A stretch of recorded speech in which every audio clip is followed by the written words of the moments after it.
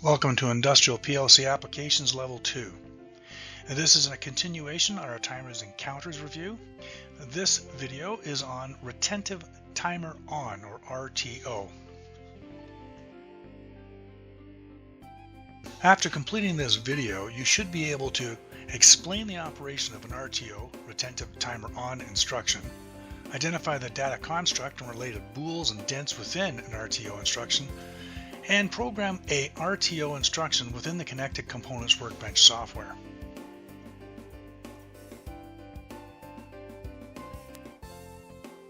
Not all automation starts and stops at the same time, or for a fixed amount of time, even during a normal cycle. Furthermore, unlike automobiles, maintenance scheduling cannot be done by distance and must be done using time.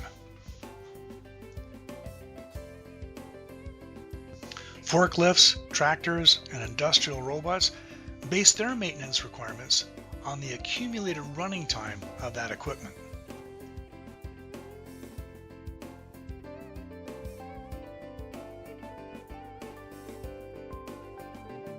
Many pieces of automation, like robots, have a built-in hour meter that logs the equipment's total operating time. The problem with mechanical hour meters is they can be inaccessible or forgotten about and not recorded. This means that vital maintenance procedures may be missed, which can lead to catastrophic failures.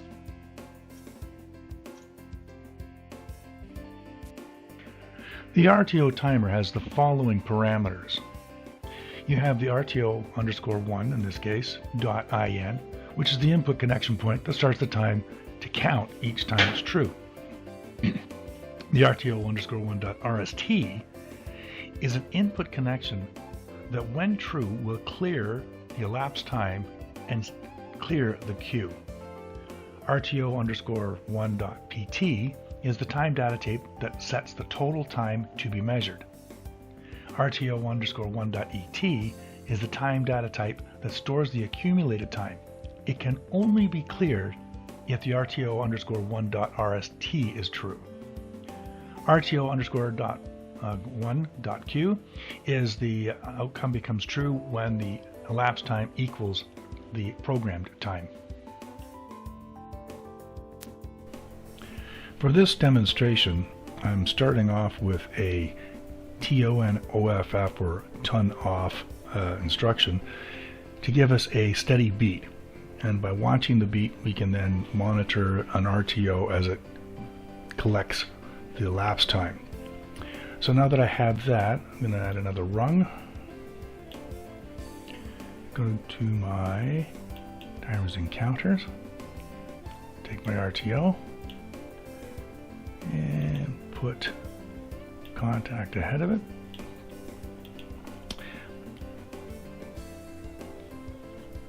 Now, when you're typing in a known variable, and the problem is always getting that last little bit at the end, when it's lit up like that, that's the one you want. If you press your right arrow, it'll jump right to the end, and then you can simply type your .q.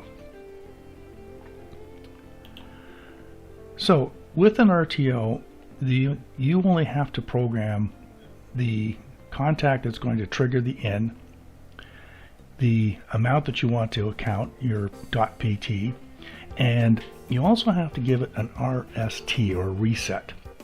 So you want something that will trigger a reset so that it doesn't continually count forever. You can use the RTO's Q.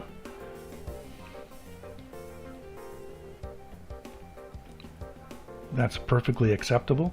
Or you might want to not do that immediately, because that will just take it and clear it instantaneously. So you might want to use another input to clear it. So what I'm going to do is I'm going to use a counter,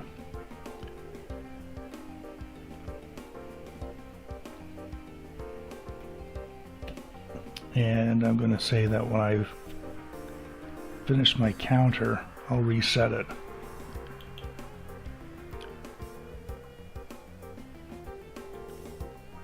Take a counter,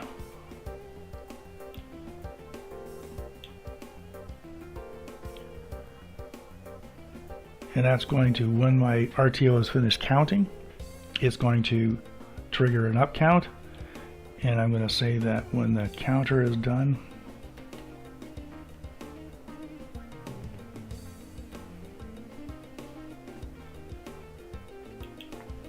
to go ahead and reset, I'll give it a value of 1. Now I can do this a little bit later, I can do this differently a little bit later, just to show you that we can use a counter as a multiplier based on a RTO value. For example, if I was wanting to, without having a RTO that had 10 years, 14 months on it, I can say, okay, I want to count for 1 day, and I want to count the number of times that a machine is running, or in this case a heartbeat. I'll count that, and I can have it count to a reasonable number. Let's say that a complete cycle in this heartbeat would be 25. So I'm going to count those 25 and then retain the amount of time it took to do all 25. Move that into my counter, and I know that that's a multiple. So if I have 3 in there, then I've had 75 cycles go through at a fixed amount of time, and I would know exactly how long it took me to do 75 times, because the accumulated count would have been added up. So in the meantime, I'm going to give this a very short time limit. The turn off has a 3 second and 1 second. So what I'm going to do is I'm going to say my PT time is, again, it's a time data type.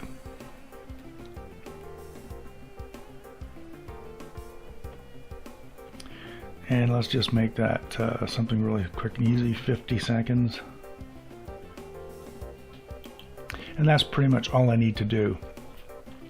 So I'm going to download this to the processor. And it won't really show much because I haven't really done the entire program. I'm going to change it momentarily just to see how this operates. And then we can see what the benefits of using, say, a counter or another such method of capturing that data.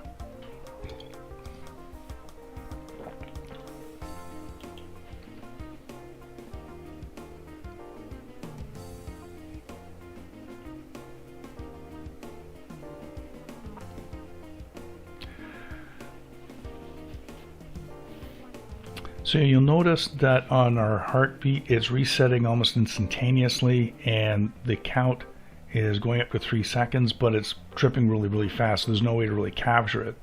But if you look below, you can see that the RTO, even though the input turns off for 1 second, it still maintains that, and it carries on continuing the count.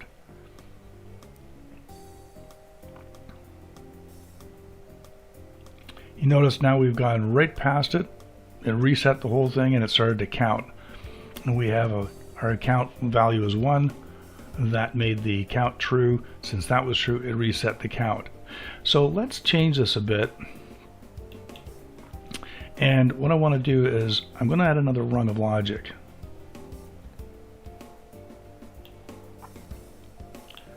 And I'm going to actually make my life real easy. I'm going to highlight the one, go Control-C copy, Control-C paste, or V paste. I don't need the extra one now. And I'm going to make this the not queue. So the first one, RTO1, is going to count the number of times that the heartbeat queue is true, and the other one's going to count the when the queue is false.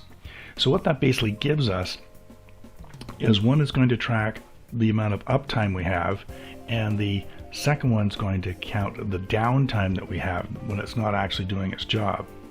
And I'm going to take this CTU and I'm going to change it somewhat, because to have it reset, it's not really doing anything for us. So I'm going to give this a count of 10, and you'll see that the first uptime count's not going to be triggered because it's not counting 10. So I'm going to change this to itself and let it reset itself. And I'm going to do the same on the RTO2.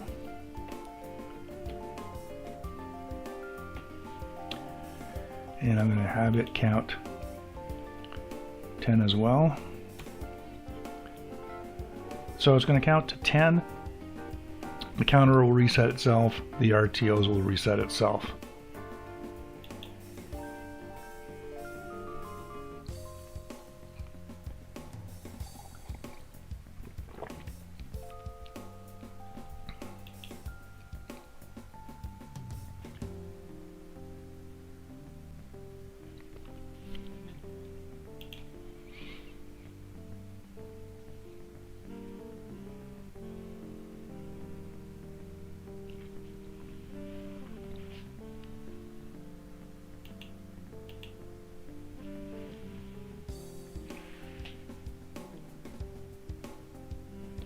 And you can see that the one is counting the 1 second intervals on our heartbeat, and the other one's counting the 3 second heartbeat.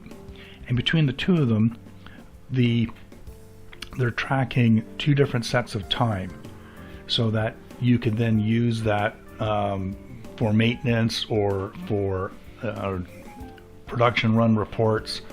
There's a lot of other applications for it, but those are kind of the two primary ones. That if you've run something for a period of time, you want to add something to execute because of that. Or if it's not being run for a certain period of time, you want to execute something. It could be that the pump was supposed to be turned on, it didn't turn on. We take the contactor that says, oh, I'm supposed to be turned on by the logic, but for whatever reason, maybe the overloads are gone, my contacts didn't close, I didn't see that. And after so many seconds of doing that, we're going to retain that, but we're going to turn on an alarm that doesn't get reset and someone pushes a button, so that you can go down and say, okay, yeah, this was trying to run for 3 seconds, it didn't run, we set off the alarm, and until I acknowledge that, I'm not going to clear that time, which is going to continually put that alarm going until I've acknowledged it.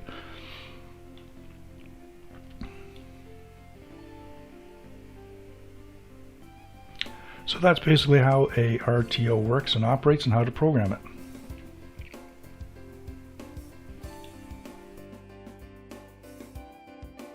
Retentive timers are used in situations where the total accumulated time is required to trigger an event. The total accumulated time being defined not by the state of the input .in, but rather the total time of periodic activation.